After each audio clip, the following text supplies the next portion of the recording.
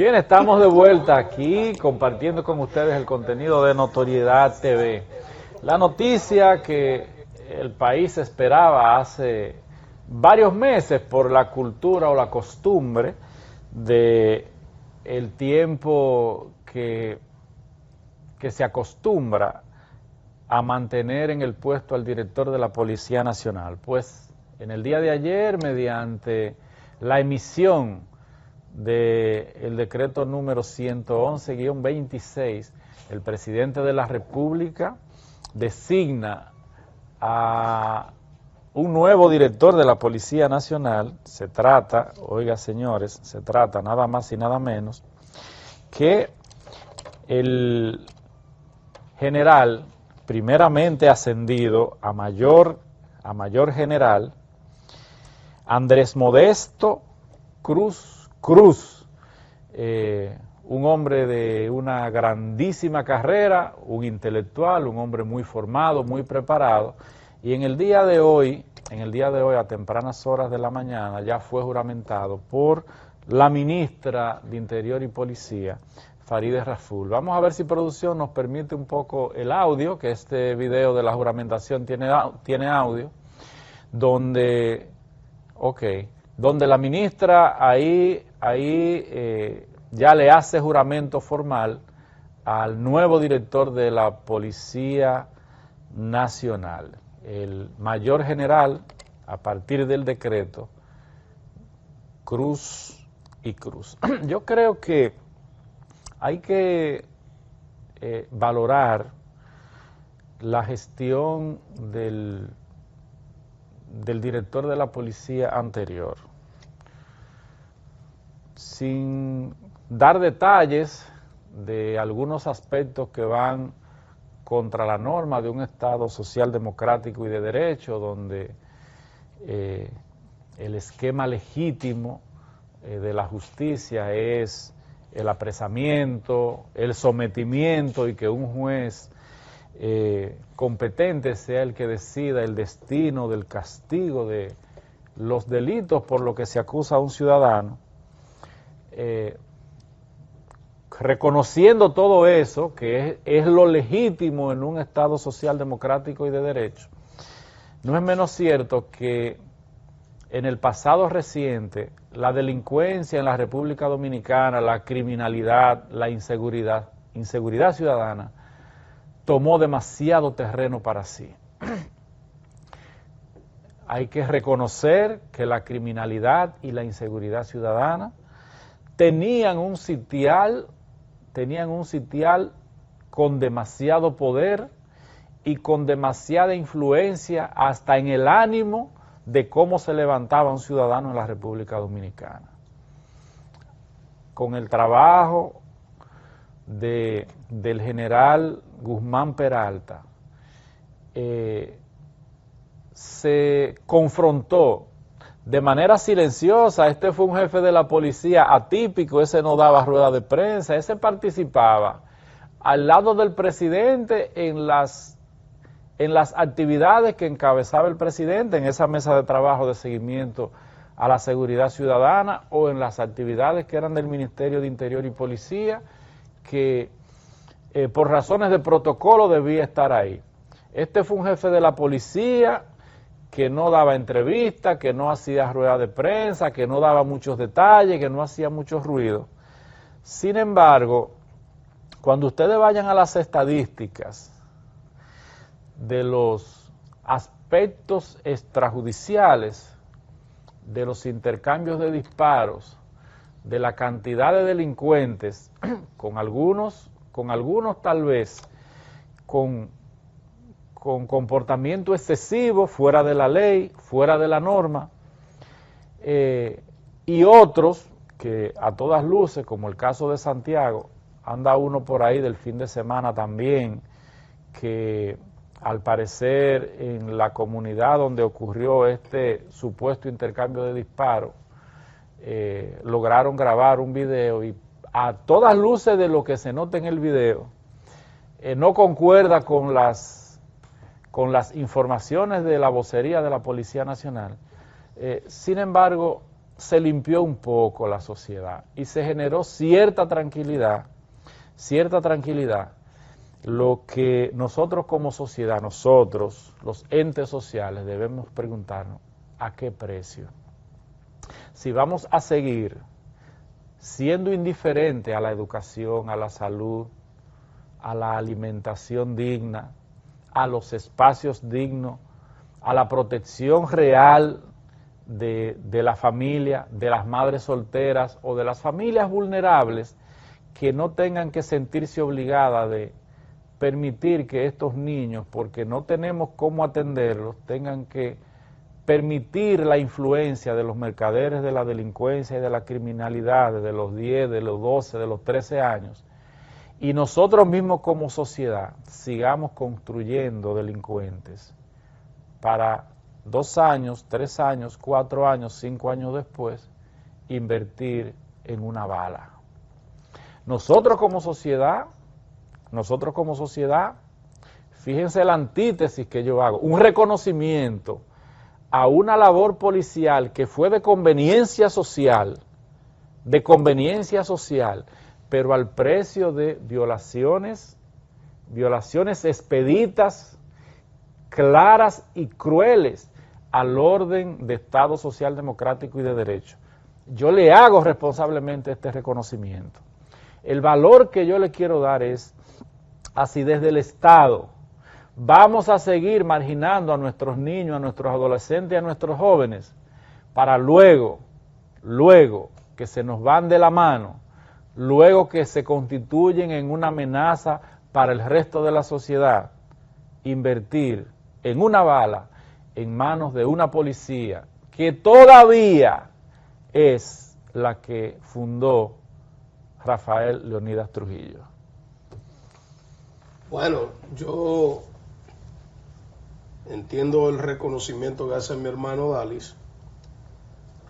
Creo que ciertamente la sociedad dominicana tiene que involucrarse, aportar, no un granito de arena, no, su blog de 8 o de 16, en la construcción de una mejor sociedad, indiscutiblemente.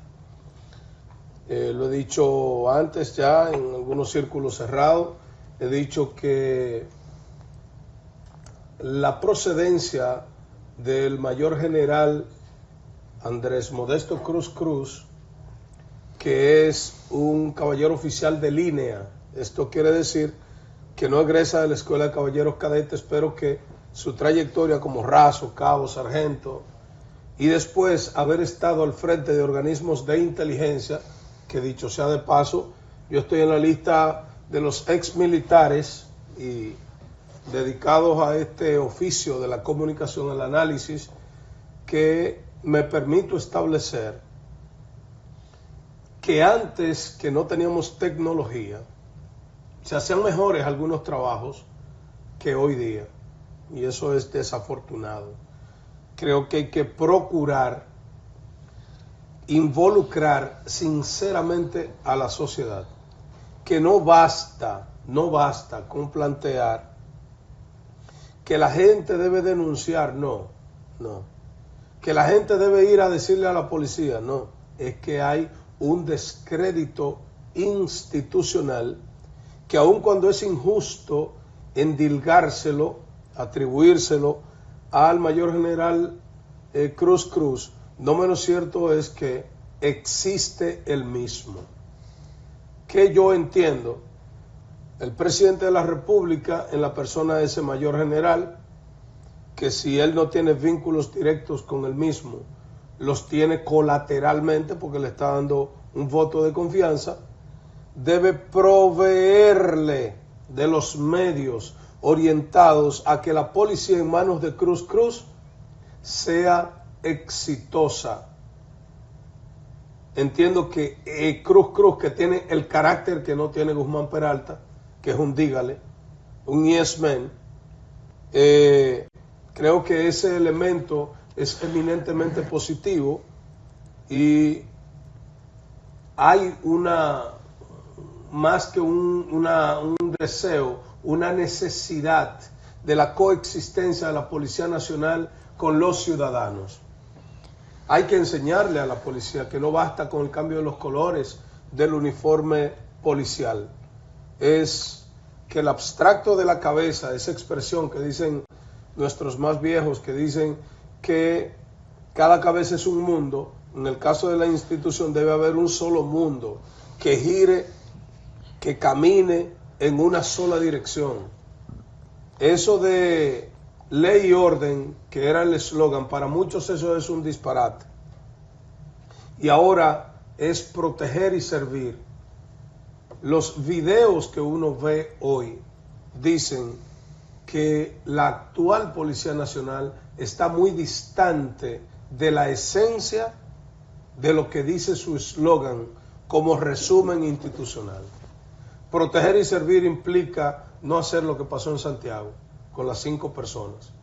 Eso no puede ser. Una jefatura de la policía con un relacionador público que no perdió un segundito para estar diciendo que eran delincuentes, cuando no había ni siquiera iniciada una investigación preliminar, ni siquiera en el rango de preliminar estaba, cuando ya a los muertos los revictimizó, los mató de nuevo porque intentaron matarlo moralmente. Creo que hay condiciones para hacer cosas en la policía con un policía de línea. Ojalá los organismos de inteligencia, ojalá lo que es el servicio secreto, él lo visualice y retome la existencia de la misma. Un hombre que estuvo en asuntos internos, conoce los lugares donde cojea la institución. Creo que es una muy buena elección de parte del presidente Luis Abinader y una demostración potencial o posible de que quiera terminar su gobierno con mejores números en lo que tiene que ver con la seguridad ciudadana, que no basta con haber muchos policías, ni policías bien pagados, ni policías bachilleres. Se trata de que exista una política de Estado intervinculada con otras agencias del mismo Estado para que esto pueda fluir sinceramente. Bueno, pues medio agregando un poquito ahí, porque cuando hablamos de seguridad nacional y cuando hablamos de nuestra Policía Nacional y cuando a eso le agregamos de que contamos con una renovación policial que no ha costado mucho al Estado Dominicano, entiendo que saber que va a contar con un director con mucha experiencia y que conoce el terreno, esto es muy favorable para nuestro país, también para la ciudadanía y mucho más para la institución, porque cuando es una persona que viene desde abajo, que conoce lo que es un rango, que conoce que es usted ser raso, como decimos aquí en República Dominicana, el pelapapas, pues esto ayuda mucho a poder mejorar condiciones de muchos policías, también especialmente en preparación especialmente psicológica, que muchas veces en algunos escenarios y muchas ocasiones vemos traumas de ambos lados que verdaderamente dejan mucho que decir. Entonces, aparte de eso, agregarle a esta nueva policía el ingrediente de que a través de la ley o de las leyes que tenemos en nuestra República Dominicana, muchas veces no importa qué tan buenos sean los equipos de inteligencia o qué tan buenos sean aquellos equipos de élites especializados, si ustedes no ejecutan la ley como debe de ser.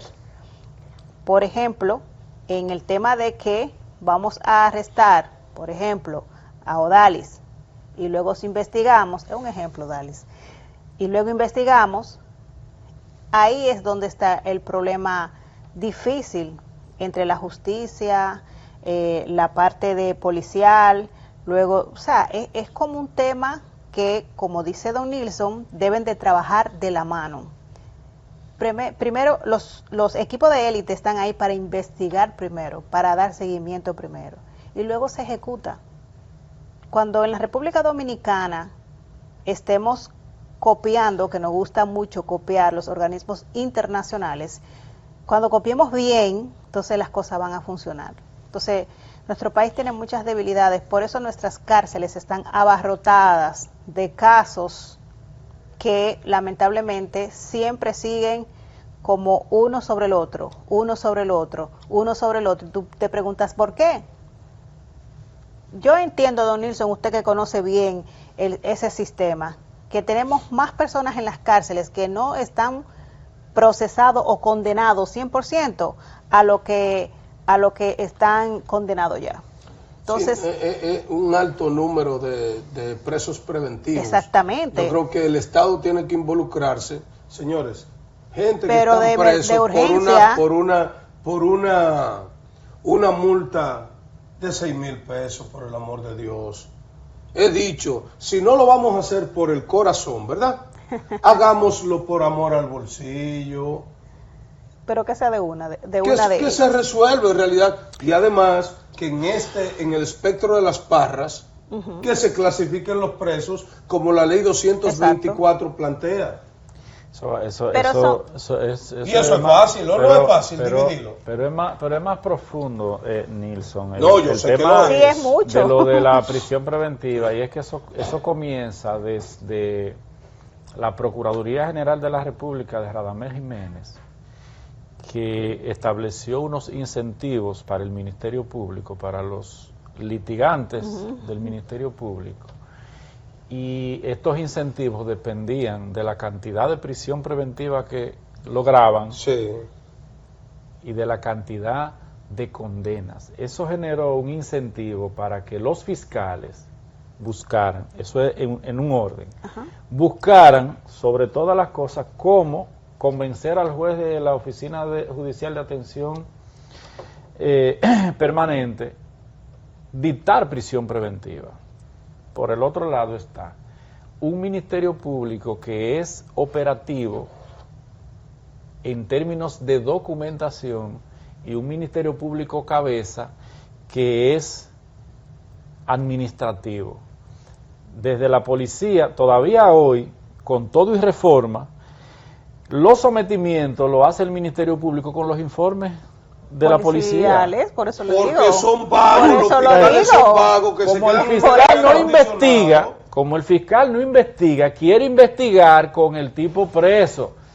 El informe de la DNCD, de la Policía Nacional, de donde venga la solicitud del sometimiento de la Unidad de Violencia de Género, prisión preventiva, y después vamos a investigar.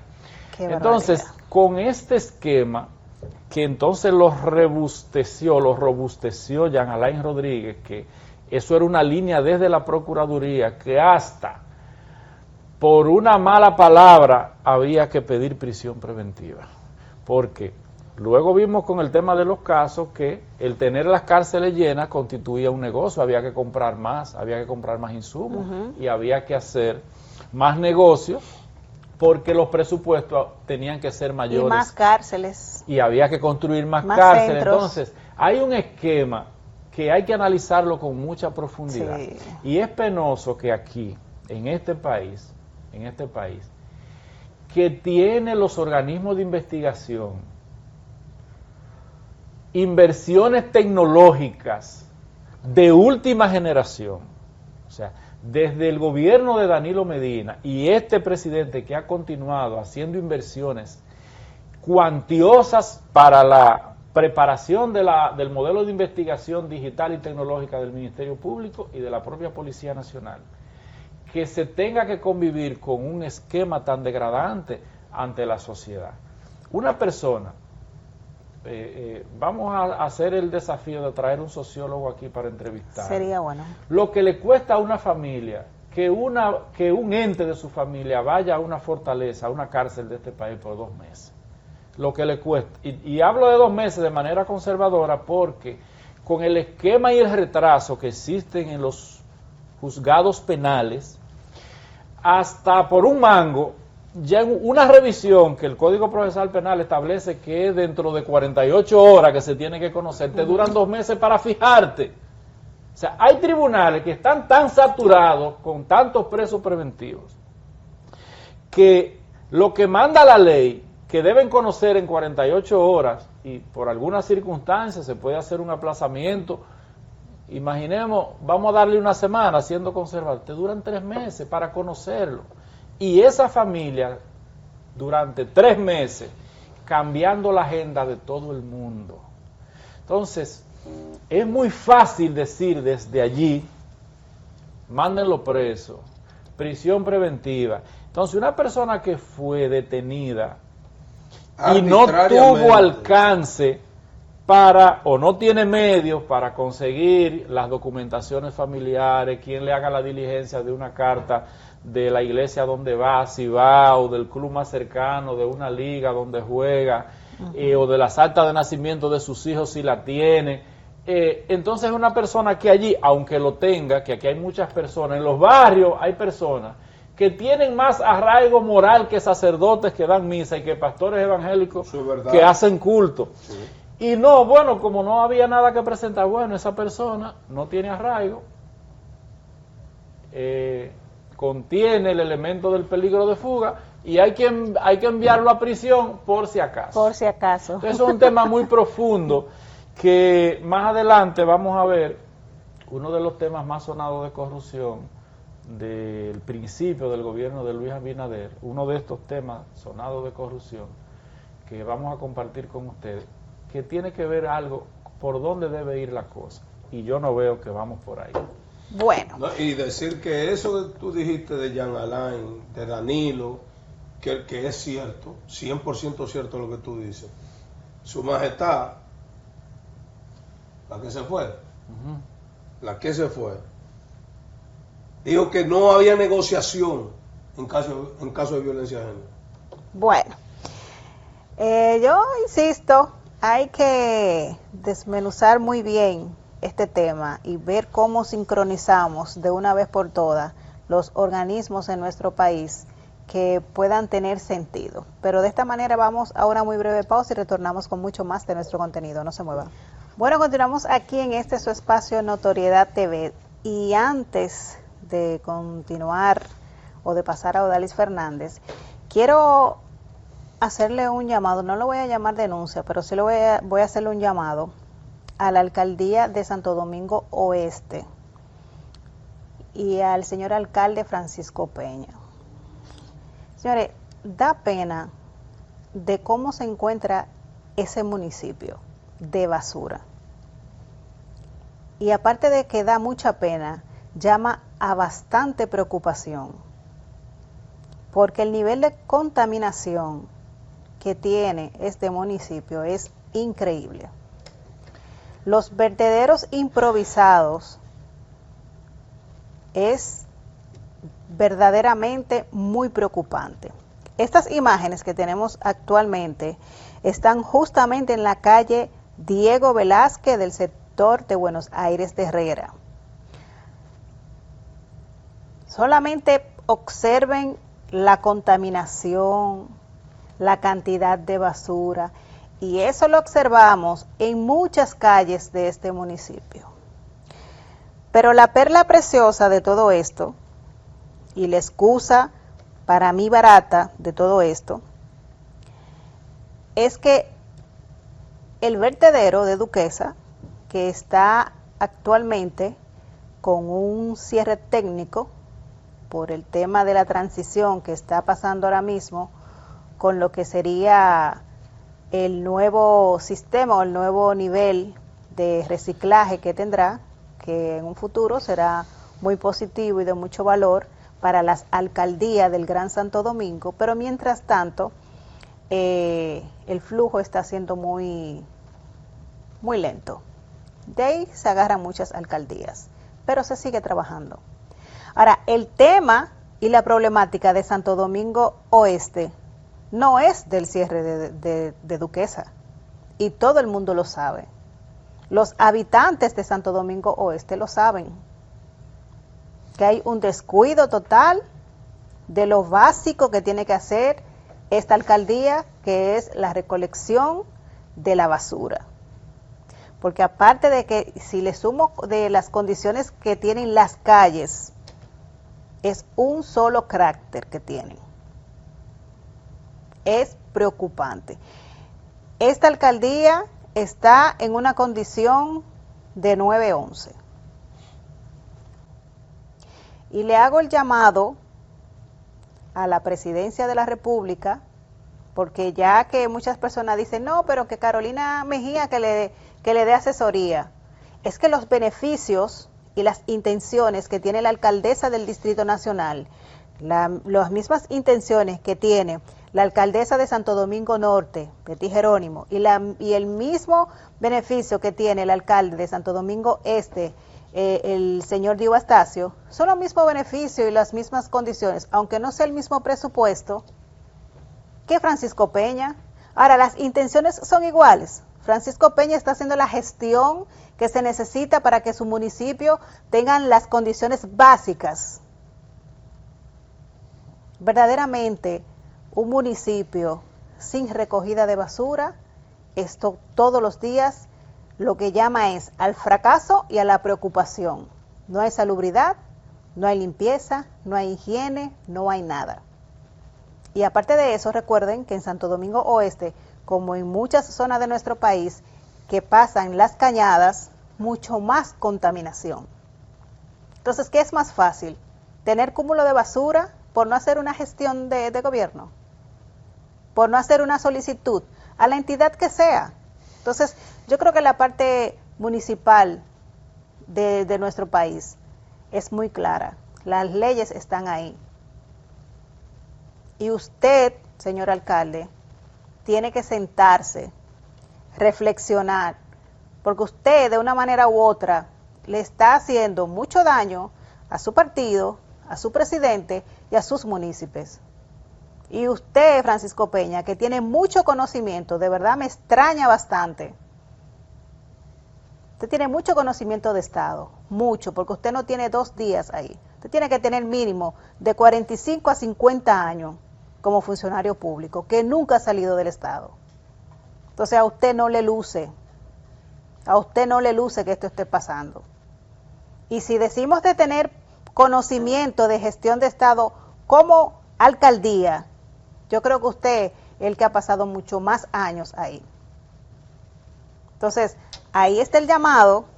Me encantaría que en esta calle, sea cual sea la problemática, en la Diego Velázquez, sector Buenos Aires de Herrera, este foco que ahí vemos que hay muchos residentes no cercanos, arriba de la basura, de estos desechos, que al menos estén de manera digna. Es preocupante. No me imagino ver este cúmulo de basura al frente de su casa, señor alcalde. No me lo imagino. Pero como no es frente a la suya que está, qué bien. Yo creo que eso también como un poquito de sensibilidad y de lógica. Yo creo que Francisco Peña debería de repensar bastante bien, y mucho que le gusta ser alcalde, pero tiene que ser buen gestor, tener una buena gestión y ser buen administrador. Creo que está sonando demasiado y está haciendo muy poco. Ahí está el llamado, y ojalá que Santo Domingo Oeste las cosas le puedan cambiar y usted pueda dirigirse, señor presidente, o a la liga municipal y desde allí gestionar, salvar este municipio que está tan abandonado y tan arrabalizado. Ahí está el llamado. Odalis. Bueno, con el apoyo de producción, vamos a ver si nos pasan un material del exdirector de la Lotería Nacional, el licenciado Luis Miguel Dicen, que junto a su familia hizo una rueda de prensa en el día de hoy, hizo algunos planteamientos, y yo quisiera ver si lo escuchamos primero a él para nosotros luego dar nuestra opinión. Si me devuelvo sería cobarde sería una contradicción a todo lo que he dicho, porque es muy fácil ahora mismo después de este golpe yo sentarme en mi casa, vivir de un trabajo normal, pero nadie dijo que encontrar la lotería quebrada y dejarla con 400 y pico de millones de pesos como yo la dejé, 300 y pico en cuenta de banco y 100 en transferencia, iba a ser de gratis. O sea, nadie se iba a sentir mal porque a algún lugar estaba yendo ese dinero, a algún lugar estaba yendo la incomodidad de los impuestos evadidos que yo encontré por fiscalía, porque lo del 13 es un disparate, sépanlo, lo del 13 es un disparate, eso es un disparate. Ellos fueron ¿por qué es un disparate? Porque lo que hay ahí dentro lo que hubo ahí dentro es mayor. Ahí hay documentos que yo deposité que superan los 2.300 millones de pesos. O sea, el tema del 13 fue algo donde se montaron los contrarios que no querían que yo estuviera ahí dentro, porque ustedes saben lo que se estaba haciendo, y me dieron por ahí y encontraron un punto bueno. La fiscalía se montó en eso y la sociedad quería sangre y justificaron su narrativa, punto. Entiendo firmemente que la República Dominicana tiene que encaminarse a una transparencia judicial. Agradezco públicamente, yo no conozco un solo juez, yo no conozco un tribunal de este país más que en este proceso. O sea que esto deja mucho que decir, da mucho ánimo para que los ciudadanos no pierdan la fe. Le damos las gracias a la colaboración del Nuevo Diario, que es el medio matriz de esta información que estamos compartiendo con ustedes. Y yo no voy a defender ni de los hechos ni de las acusaciones que le hicieron, aunque él tiene ya una sentencia de la Suprema Corte de Justicia que lo descarga de los hechos que le fueron imputados por el Ministerio Público. Nosotros como entes sociales vimos algunas cosas y percibimos desde nuestra íntima convicción que estaban ocurriendo aspectos irregulares. Ahora, la Procuraduría General de la República, yo creo que debe interesarse conjuntamente con la sociedad en lo que él dice. Había una familia que tenía 12 años manejando la Lotería Nacional, incluso una familia con vínculos en este gobierno, 12 años ininterrumpidos manejando la Lotería Nacional, y él dice que la encuentra quebrada y en un año y algo que él tenía en el cargo, ya la Lotería Nacional tenía más de 400 millones de pesos.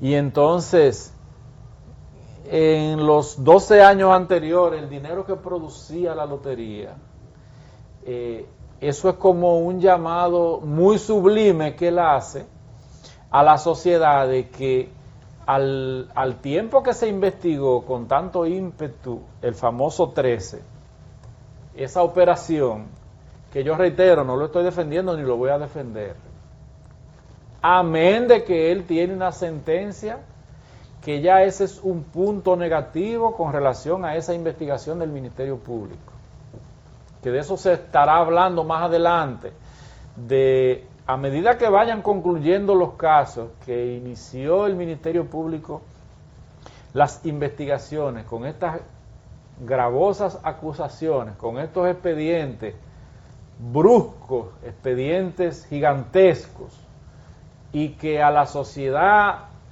se le generó un sensacionalismo y se le dio la ilusión de que todos esos grandísimos corruptos que el Ministerio Público ha estado persiguiendo van a ir a la cárcel por 20, 30 años y quién sabe.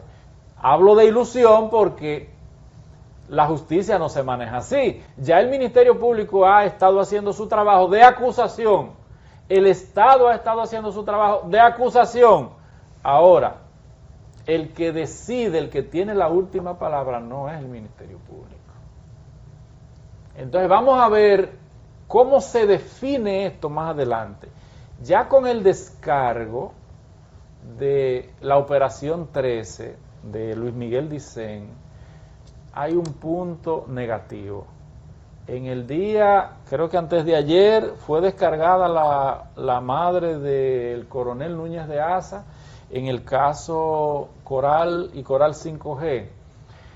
Y parece que van a haber otras decisiones de personas que han estado siendo acusadas desde el año 2020, año 2021, y que los resultados no van a ser lo que el Ministerio Público ha esperado o está esperando. Pero vamos a esto. Lo que habla este joven funcionario, que ya no puede aspirar en temas políticos jamás en la vida, porque moralmente ya él está condenado por la sociedad, aunque tenga 10 sentencias que lo descarguen. Pero ¿el interés de las investigaciones es mediático o es integral, Nilson Lebrón Abreu?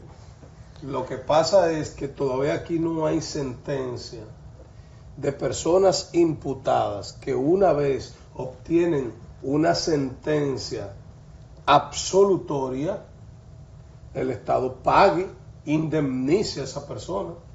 Porque aquí pocos malos fueron tan malos como Michael, ¿cómo es? Miguel Dicen. Sí, pero Michel. Sí, Michel Dicen. O sea, le pegaron, le metieron los mochos, como dice el pueblo. Le chubaron los perros. Él se expuso, se subordinó a todo ese proceso, a ese periplo judicial, y simplemente no pasó nada. Tiene una sentencia ahora de la Suprema Corte de Justicia. ¿Para qué?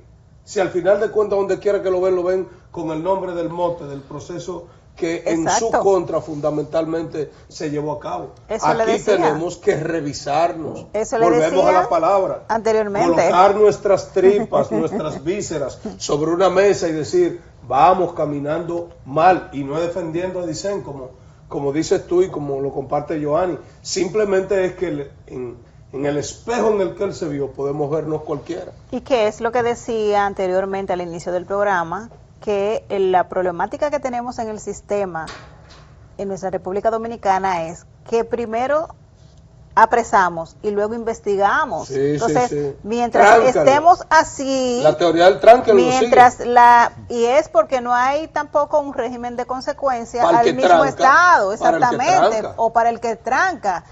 Mientras estemos bajo este sistema, bajo este jueguito que se ve como un juego, vamos a seguir en lo mismo. Entonces, tú no puedes defender lo que no está aplicado, porque la ley ahí no nos ayuda mucho. Entonces, mientras este sistema no cambie, vamos a estar ensuciando moral, ensuciando familia, aumentando más la problemática que tenemos de la salud mental y un sinnúmero de cosas más que verdaderamente no hay nada que hacer. Ahí Odali fue bastante claro. No es defendiendo a nadie, pero ¿dónde está la moral de ese joven?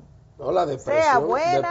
A mí lo que me interesa es la integridad de la persecución judicial. Que no estaba tan blindado el proceso, como dijo Santa Jenny Berenice. Ese es el punto. Sí. Que no es que sí, aquel no. A veces. Lo del morado y lo del blanco, todo preso, lo de otro no, eso no hay. O lo de este lado sí. En este participan 2, pero solamente vamos a trancar 1, y hay 2 que lo vamos a dejar en su casa porque, no sé. Pero. Y ya llegamos a la parte final, pero lamentablemente mientras nos estemos asombrando porque un caso aquí en República Dominicana tenga 50 maletines de expediente, de papeles, vamos a estar mal. Ojalá que sea uno y que sea culpable, una sola hoja y que sea culpable, pero que sea. O una sola que sea inocente, pero lo que sea. Verdaderamente esa es la preocupación. Llegamos a la parte final. Agradecerles a todos ustedes por estar ahí durante estos 55 minutos y nos reencontramos en una próxima entrega. Bye.